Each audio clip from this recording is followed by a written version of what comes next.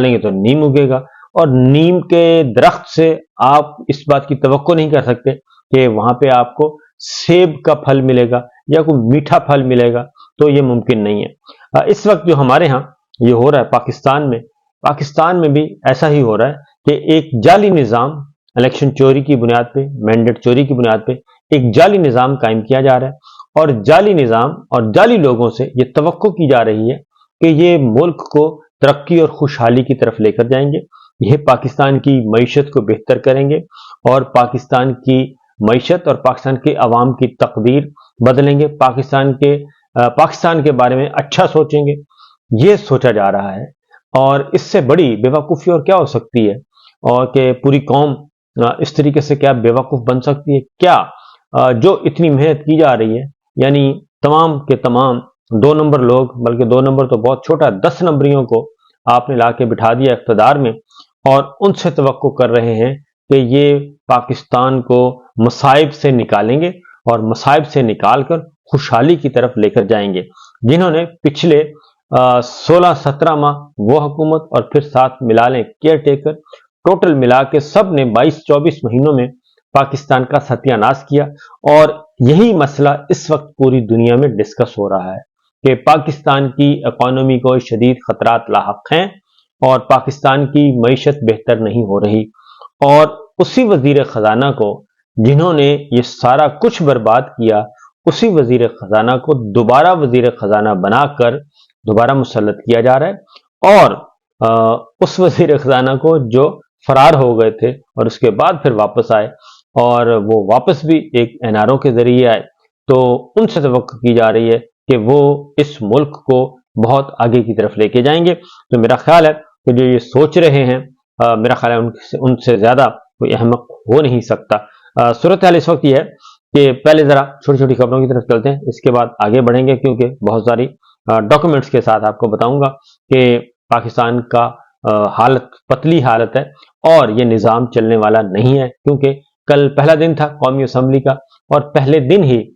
سب سے بڑے پولیٹیکل پنڈت جن کی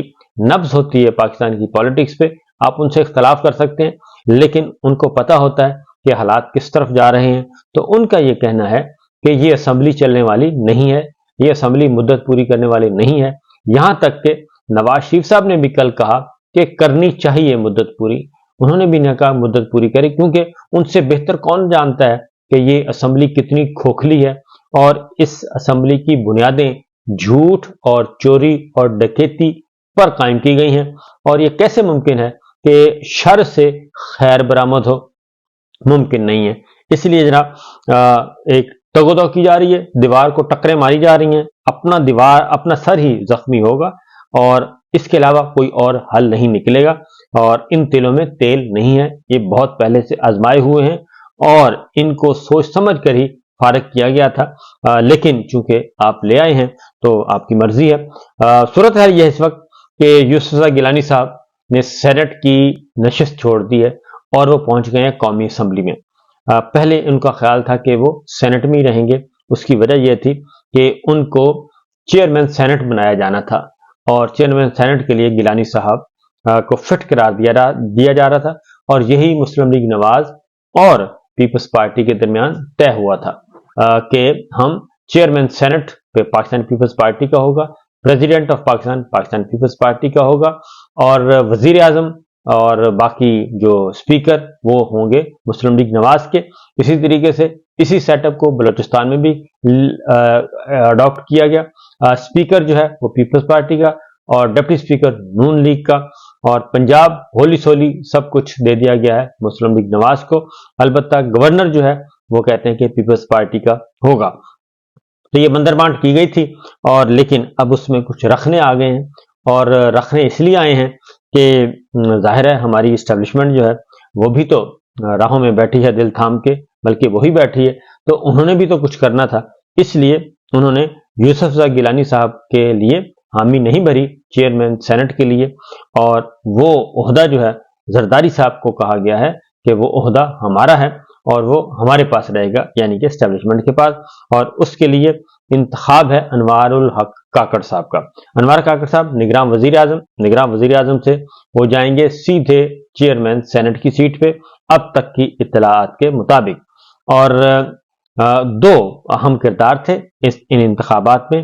ایک نگراں وزیر اعظم، کیونکہ الیکشن چوری ہوا ہے، بہت کچھ ہوا ہے، پچھلے ایک تو 3 مہینے کی جگہ ان کو 6 مہینے ملے، اور پنجاب کے نقوی صاحب کو ملے ان کو ملے 1 سال مل گیا پورا، ان کا 3 مہینے کے بجائے پورا سال مل گیا۔ تو اس کے باوجود کیونکہ انہوں نے بہت ظلم کیا ہے، 9 مئی اور 9 مئی کے بعد جو کچھ ہوا وہ انہی کے دور میں ہوا، اور اب تک ہو رہا ہے، ظلم و ستم اب تک ہو رہا ہے، اور وہ اس کے روح رواں ہیں، اور وہ بالکل فیسیلیٹیٹر وہ تھے، ساری چیزیں ان کے پاس تھی، number 1۔ Number 2 care taker prime minister ہیں، ان کے دور میں ہوا، وہ بھی اس میں برابر کے شریک ہیں، لہذا الیکشن چوری، مینڈیٹ چوری جو ہوئی اس کے نتیجے میں کچھ نہ کچھ تو دینا تھا۔ سرفراز بگٹی صاحب نگراں وزیر داخلہ تھے، ان کو فوری طور پہ لگا دیا گیا ہے جی نگراں وزیر، ان کو وزیر اعلیٰ بنایا جا رہا ہے بلوچستان کا، وہاں پہ ٹائی پڑی ہوئی ہے۔ نواز شریف صاحب نے اسٹیبلشمنٹ سے کہا ہے کہ جناب ثناء اللہ زہری صاحب کے لیے کچھ کوششیں کریں، اور زرداری صاحب کو ذرا تھوڑا سا ٹائٹ کریں، یہ بہت زیادہ اوور ہو رہے ہیں، اور اسی لیے چیئرمین سینٹ کا جو عہدہ تھا پیپلز پارٹی نے رکھنا تھا، اس میں بھی انٹرویو ہوا، اور اس میں پیپلز پارٹی کو لالی پاپ ملا، اور انہیں کہا گیا کہ زیادہ آپ چھلانگیں نہ لگائیں، ورنہ سندھ جو ہے وہ تیار ہو رہا ہے، اور وہاں کی یہ نہ ہو کہ وہاں بھی آپ کی حکومت جو ہے وہ خطرے میں پڑ جائے۔ بہرحال گیلانی صاحب کو چیئرمین سینٹ سے پیپلز پارٹی دستبردار ہو گئی ہے، اور اب چیئرمین سینٹ کا عہدہ جو ہے وہ اسٹیبلشمنٹ کو ملے گا، اور ان کے امیدوار ہوں گے انوار کاکڑ صاحب۔ تو یہ ایک بڑی ڈیولپمنٹ تھی، میں نے کہا آپ کے ساتھ شیئر کروں کہ اس کا بیک گراؤنڈ یہ ہے، ورنہ گیلانی صاحب نے سینٹ میں رہنا تھا اور چیئرمین سینٹ بننا تھا، اور پاکستان پیپلز پارٹی کے پاس یہ عہدہ جانا تھا، لیکن اب صورتحال یکسر تبدیل ہو گئی ہے، اور پھر وہی بات ہے کہ بلوچستان کے وزیر داخلہ کے لیے بگٹی صاحب اور ادھر ثناء اللہ زہری، میرے خیال میں بگٹی صاحب جو ہیں، سرفراز بگٹی جو ہے وہ زیادہ مضبوط امیدوار ہے۔ پھر یہ ہے کہ اگلی بات جو بتانی مقصود تھی کہ نقوی صاحب کو، کیونکہ انہوں نے بہت خدمات سر انجام دی پنجاب میں، اور بہت ساری ان کے کھاتے میں بہت ساری چیزیں لکھی ہوئی ہیں، تاریخ بیان کرے گی، یا پھر میڈیا جب آزاد ہو جائے گا وہ خود بخود ہی بیان کرے گا۔ اس میں نقوی صاحب کو فوری طور پہ چیئرمین پی سی بی دے دیا گیا ہے جی، پاکستان کرکٹ بورڈ کا چیئرمین بنا دیا گیا، وہ وزارت اعلیٰ سے سیدھے جائیں گے چیئرمین پی سی بی کے طور پہ، اور ابھی بھی ذمہ داری انہوں نے سنبھال لی ہے۔ اور دوسرا یہ بالکل وہی ماڈل ہے کہ جو خدمات سر انجام دی تھیں نجم سیٹھی صاحب نے، اس کے بدلے میں ان کو چیئرمین پی سی بی بنایا گیا تھا، اور اب نقوی صاحب کو وہی خدمات جو ہیں انہوں نے دی تھی، بلکہ اس سے بڑھ کر دی، بہت زیادہ ظلم و ستم بھی اس میں شامل ہے، لہٰذا ان کو یہ دی۔ انوار کاکڑ صاحب دوسرے اہم کردار تھے، لہٰذا ان کو بھی اکوموڈیٹ کرنا تھا، ان کو چیئرمین سینٹ کے لیے، اور وہ اس لیے کہ دونوں اپنا منہ بند رکھیں،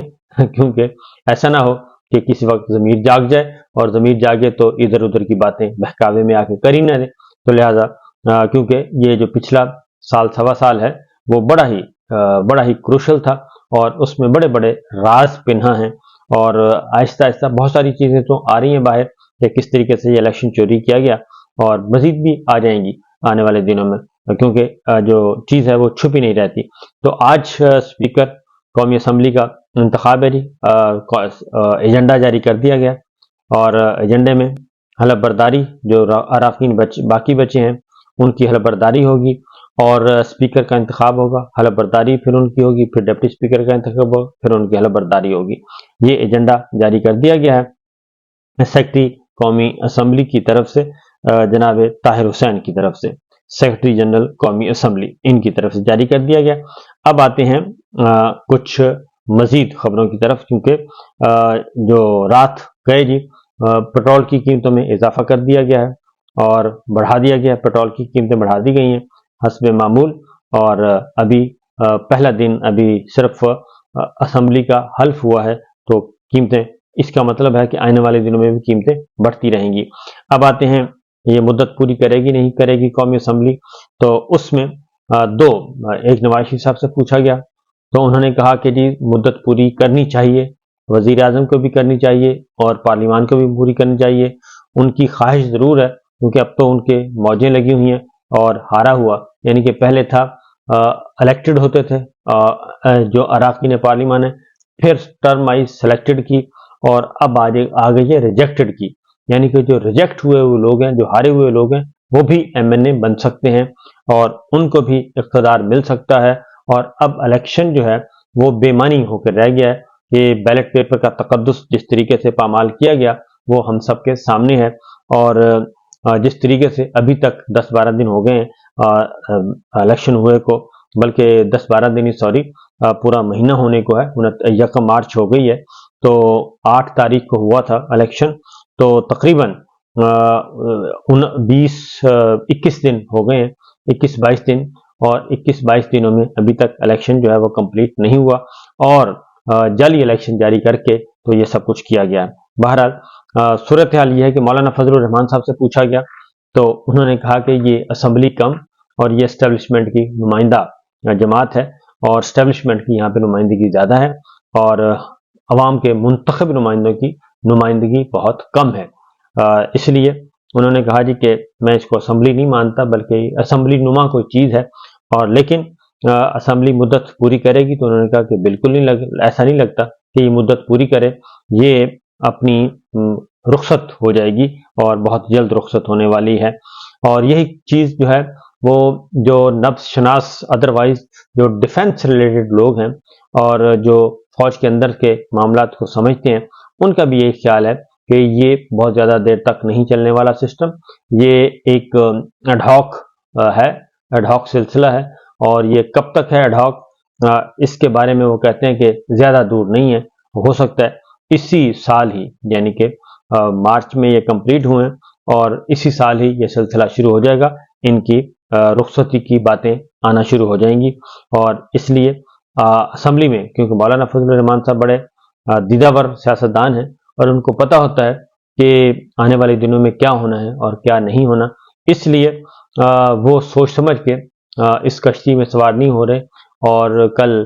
مسلم لیگ نواز اور سارے کا سارا اتحاد جو ہے، حکمران اتحاد سارے کا سارا پہنچا تھا مولانا صاحب کے پاس، لیکن ان کو کچھ نہیں کہا گیا اور انہوں نے کہا کہ جناب فی الوقت میرا ایسا کوئی ارادہ نہیں ہے اور نہ ہی میں آپ کو ووٹ دوں گا، میں اپوزیشن میں بیٹھوں گا. اور اپوزیشن بینچوں میں بیٹھ کے ایم کیو ایم کو بھی لالی پاپ دے دیا گیا جی. ایم کیو ایم کے ساتھ بھی بڑا ہاتھ ہوا ہے اور ایم کیو ایم کے پاس بھی کچھ نہیں ہے کچھ حاصل کرنے کے لیے، کیونکہ ان کو 17 سیٹیں ملی تھیں جو دی گئی فارم 47 کے تحت جعلی مینڈیٹ، اور اس کے بعد ان کے 5-7 سیٹیں اور مل گئیں مخصوص نشستوں کی، لہٰذا انہیں کہا گیا کہ آپ اسی تنخواہ پہ کام کریں اور جو مراعات آپ کو ملیں گی پارلیمنٹ لاجز میں آپ کو لاجز مل جائیں گے اور باقی مراعات مل جائیں گی، ٹکٹس مل جائیں گی، موجیں کریں اور آپ کا چولہا چلتا رہے گا. باقی فی الحال آپ صبر کریں، آپ کے لیے فی الحال کچھ بھی نہیں ہے. ایک آدھ وزارت ہے جو وہ مل جائے گی اور وہ بھی ہم اپنی مرضی سے دیں گے، آپ کی مرضی سے نہیں دیں گے. تو دیکھتے ہیں کہ کیا ہوتا ہے. یہ ہو رہا ہے جی. اس کے ساتھ ساتھ عمران خان صاحب جو ہیں وہ بدستور اپنی بات پر قائم ہیں، اور جو اب تک معیشت سے متعلق رپورٹس آ رہی ہیں وہ میں آپ کو بتا دوں کہ کوئی بھی رپورٹ صحیح نہیں ہے معیشت سے متعلق، کیونکہ ڈار صاحب نے ہی اس نوبت تک پہنچایا ہے. اور اب جو فوری کہا جا رہا ہے وہ یہ چاہ رہا ہے کہ فی الفور